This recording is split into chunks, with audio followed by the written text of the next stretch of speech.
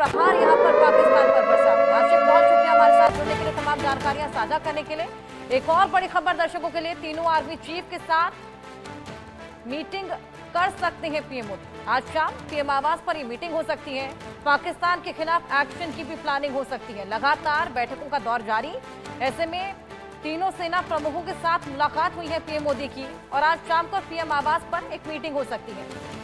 तो हर सेक्टर की एक एक बैठक कल हमने देखी, चाहे वो हेल्थ का सेक्टर हो, फाइनेंस का सेक्टर हो, रक्षा का सेक्टर हो। आज भी कई बैठकें जिनका दौर सुबह से ही चला। कल एक बेहद पॉजिटिव पिक्चर इस पूरी मुलाकात के बाद निकलकर सामने आई थी, और आज शाम पीएम आवास पर एक और बेहद अहम मुलाकात हो सकती है।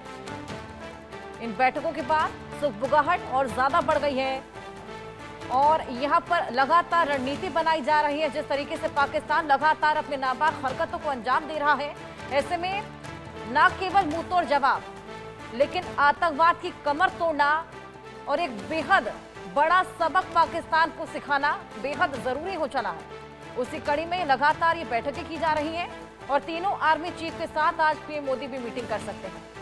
शाम को ये मीटिंग पीएम आवास पर हो सकती है।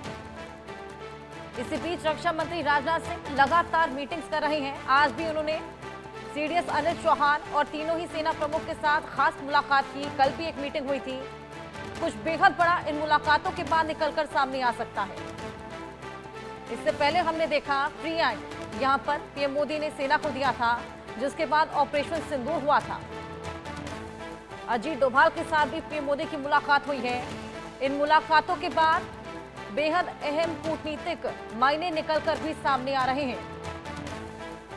आज शाम पीएम आवास पर यह बेहद मुलाकात होने वाली है। तीनों ही आर्मी चीफ इसमें मौजूद होंगे। रक्षा मंत्री राजनाथ सिंह, जो कि लगातार तीनों ही सेना प्रमुख के साथ मीटिंग्स कर रहे हैं। कल बेहद एक इम्पोर्टेंट और पॉजिटिव पिक्चर निकलकर सामने आई, जब हमने देखा रक्षा मंत्री राजनाथ सिंह के साथ में सीडीएस अनिल चौहान और तीनों ही सेना प्रमुख मौजूद थे, और उनके चेहरे पर सेल्फ एश्योरेंस झलक रही थी, मुस्कुराहट थी। और वो पिक्चर देखने के बाद पाकिस्तान में खलबली मच गई होगी, क्योंकि यहाँ पर पॉजिटिवली सोच समझकर सुलझे हुए एक्शंस लिए जा रहे हैं। वहीं पाकिस्तान जो इस वक्त खौफजदा है, बौखलाई हुई कार्रवाइयां करता हुआ लगातार नजर आ रहा है। शुरुआत से ही हमारी मंशा साफ थी, हमारा मकसद साफ था, केवल आतंकवाद की कमर तोड़ना, और यही संदेश बिहार की धरती से पीएम मोदी देते हुए भी नजर आए थे। आतंकवाद को मिट्टी में मिला देंगे। तमाम आतंकी जो पहलगाम हमले के लिए जिम्मेदार थे, उनको भी मिट्टी में मिलाया जाएगा। वहीं पाकिस्तान, जिसको मालूम है कि हम आतंकवाद को पनाह देते हैं, पालते हैं, पोसते हैं, इन तमाम आतंकियों को शरण देते हैं, बुरी तरीके से बौखला गया था। और ये बौखलाहट तब और ज्यादा बढ़ गई जब ऑपरेशन सिंदूर को अंजाम दिया गया, जहां पर तमाम आतंकी ठिकानों को निशाना बनाते हुए प्रिसाइज अटैक स्कैल्प मिसाइल और हैमर मिसाइल के द्वारा किए गए। केवल आतंकी ठिकानों को निशाना बनाया गया, लेकिन उसके बाद टेरर मॉड्यूल के तहत पाकिस्तान अपना आतंकी माइंडसेट अपनाते हुए लगातार हमारे यहाँ के रिहायशी इलाकों को निशाना बना रहा है, सिविलियंस को हाथ पहुंचाने की कोशिश कर रहा है। हमारे साथ हमारे सीनियर एडिटर संजय शर्मा जुड़ गए हैं, उनसे और जानकारी लेंगे। संजय जी, लगातार बैठकों का दौर जारी है। सुबह की मीटिंग में क्या कुछ निकलकर सामने आया? कल भी एक बेहद पॉजिटिव पिक्चर आई थी उस मीटिंग के बाद, साथ ही आज पीएम आवास पर भी एक बेहद अहम मुलाकात हो सकती है। देखिए, पाकिस्तान की रेगुलर आर्मी पहुंच चुकी है, बॉर्डर पर मोर्चा संभाल लिया। लगातार इन्फेंट्री की संख्या बढ़ती जा रही है बॉर्डर पर, और पाकिस्तान अब कोई भी दुस्साहस को अंजाम दे सकता है। तो जिसको देख करके आज तीनों सेनाओं की बैठक हुई है रक्षा मंत्रालय में। तीनों सेनाओं के प्रमुख बैठक में मौजूद थे, और हालात की जानकारी सीडीएस ने रक्षा मंत्री राजनाथ सिंह को भी मिलकर के दिए। तो अब क्या वो समय आ चुका है, क्योंकि हम मात्र एक सीढ़ी दूर हैं जब आप कह सकते हैं कि कंप्लीट एक डिक्लेयर्ड वॉर की स्थिति आ जाएगी। तो सिर्फ वो एक सीढ़ी दूर है हम लोग, और कभी भी ये एलओसी कोई भी क्रॉस कर सकता है। तो क्या हम ये बस ये कि इनिशिएटिव कौन लेगा? तो ये सारी की सारी चीजें जो जानकारियां दी हैं रक्षा मंत्री को, थोड़ी देर में रक्षा मंत्री प्रधानमंत्री नरेंद्र मोदी से मिलने वाले, और आज एक बार फिर से तीनों सेनाओं के प्रमुखों की प्रधानमंत्री नरेंद्र मोदी से भी आज शाम को मुलाकात होनी है। तो अब आगे का रास्ता क्या होगा, कैसे होगा, क्या अब हम डिक्लेयर्ड वॉर की स्थिति में आते जा रहे हैं?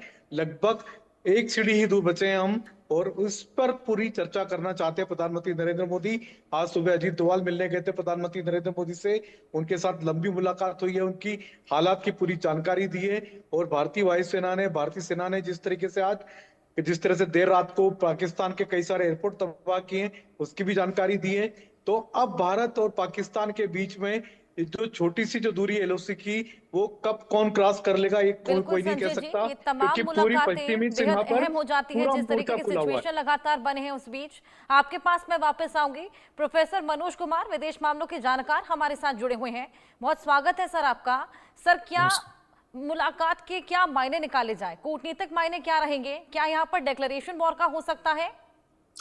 देखिए हर्षा जी, एक चीज हमें समझना होगा कि ये जो ऑपरेशन, जो सिंदूर ऑपरेशन हुआ है और जिसमें जिस तरीके से सफलता मिली है भारतीय सेना को, इससे पाकिस्तान पूरी तरीके से बौखलाया हुआ है। और एक चीज हमें समझना होगा कि पाकिस्तान ये ट्रेडिशनल वार नहीं है, ये एक तरीके से आइडियोलॉजिकल वार है उसकी।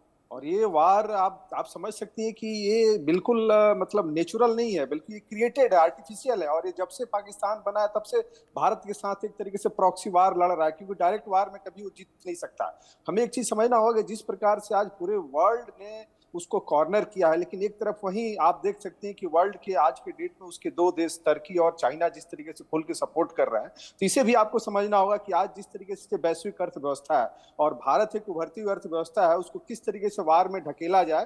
तो हमें लगता है कि जिस प्रकार से कल आईएमएफ ने जो पाकिस्तान को जो बेल आउट दिया, मुझे लगता है कि ये एक उसकी डिप्लोमेटिक जीत हुई है, क्योंकि पूरे विश्व के सामने एक्सपोज होने के बावजूद भी, और हम सब जानते हैं कि आईएमएफ किसके द्वारा कंट्रोल्ड होता है, तो हमें इन सब चीजों को भी ध्यान में रखना होगा। मैं आज आपके इस चैनल के माध्यम से कहना चाहता हूं कि विश्व की सबसे जनसंख्या में भारत एक नंबर 1 पे देश है, और जहां पाकिस्तान जनसंख्या के हिसाब से 5वीं लेवल पे आता है, अर्थव्यवस्था में उसकी 41वीं पोजीशन है और हम 4थे पोजीशन पे है। तो आप इसी से अंदाजा लगा सकते हैं कि भारत कितना मजबूत है। अब रही बात कि हमें डायरेक्ट वार में जाना चाहिए कि नहीं जाना चाहिए, लेकिन मैं फिर आपसे कहना चाहूंगा कि अगर ये 77 साल का इतिहास अगर भारत देख ले, तो पाकिस्तान ने हमेशा से भारत को प्रॉब्लम क्रिएट किया है। और आज भारत के पास जो एक मजबूत लीडरशिप है, जो एक विल पावर है, जो हमारी भारतीय सेना जिस तरीके से काम कर रही है, और देश की जो हमारी जो जनमानस है, पूरे तरीके से भारत सरकार के साथ और आर्मी के साथ है। तो मुझे लगता है कि ये जो समस्या है, इसको जड़ से नष्ट करने का यही समय है। और इसमें भारत एक सॉवरन स्टेट होने के नाते की जिम्मेदारी के साथ जो आतंकवाद लेकिन सर, अगर पाकिस्तान को ये मालूम है कि वो जंग में हमारे आगे टिक नहीं पाएगा, तो वो लगातार प्रोवोक क्यों कर रहा है? देखिए हर्षा जी, इसके पीछे एक नहीं 2-3 कारण है। पहला कारण है कि पाकिस्तान ये खुद अपने दम पे युद्ध नहीं लड़ रहा है, और उसकी एक सर्वाइवल की लड़ाई है। और देखिए, एक बैटल फील्ड है, और पाकिस्तान के माध्यम से विश्व के जितने एक्सटर्नल पावर फोर्सेज हैं, वो हमेशा भारत को एंगेज करना चाहते हैं। तो देखिए, डिप्लोमेसी और खास करके फॉरेन पॉलिसीज में बहुत सारी चीजें होती हैं जो हमें दिखती नहीं है।